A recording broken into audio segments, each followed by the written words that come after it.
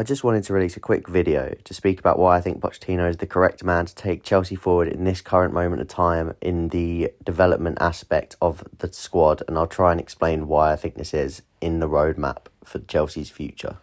I believe that the appointment of Pochettino was more of a tactical appointment than it was to instantly see results. And the reason I think this is because the route Chelsea are going down of buying young players, they have gone all down the route of signing people that have played under 100 competitive starts. They've had under 100 competitive starts.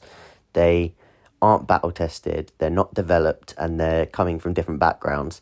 So I think the reason Chelsea hired Pochettino was to bring him in and allow him to make a camp where they train and they learn from Pochettino, who is renowned for working with younger talents and making them feel comfortable, which is something a lot of people say about him, even his Tottenham days, and a lot of the players that he's played under really like him as a coach.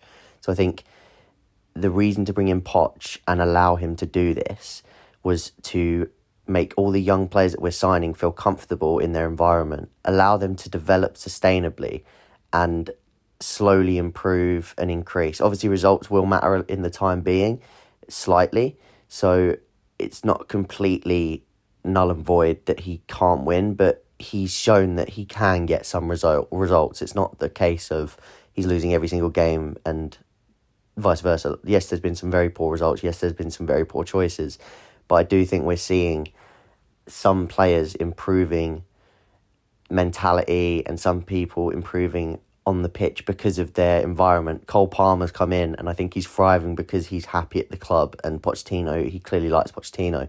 Mudryk, I think, has improved slightly. Again, this could be due to settling in, but I think Pochettino's helped the settling process because he didn't throw him straight in at the start of the season. He allowed him to breathe. He was playing Chilwell on that side because he didn't think Mudryk was quite ready there. And now Mudryk's come in and he looks slightly better. Madueke as well in the last few weeks. People were calling for him. But since he's come in, his mentality shift for defensive work rate and his weak foot, things like that he's been working on, have been much better. So I think this shows that Pochettino, his development side of things, it is working to a degree, as much as people don't want to see that. I do believe that in the next few years, once Pochettino has had his contract, which is also why I think he had a short-term deal, I think that the plan is once he has allowed these players to develop, they've had a few years to settle in at Cobham, they've had a few years to settle in at the club around each other, and they're used to each other.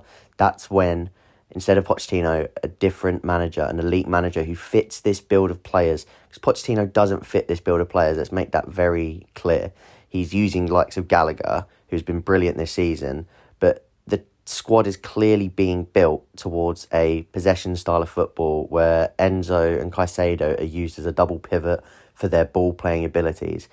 And wingers, we've got 1v1 wing specialists. We've got Mudryk and Madueke. Hopefully, if they progress, and then you've got Angelo as well coming back, and you've got Kendry Paez, and you've got all these players.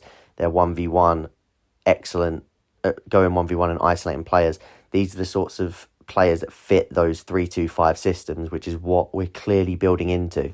So somebody like a De Zerbi, a Slot, these sort of managers that will come in and that group of players fits their ethos straight away, rather than Pochettino, who he's been brought in just to nurture the group rather than create the best tactical outfit from this group of players, in my opinion. So what I'm trying to say is, in my opinion, the roadmap is Pochettino now, 2 years develop, maybe even 1 year. It depends if they can get to the summer.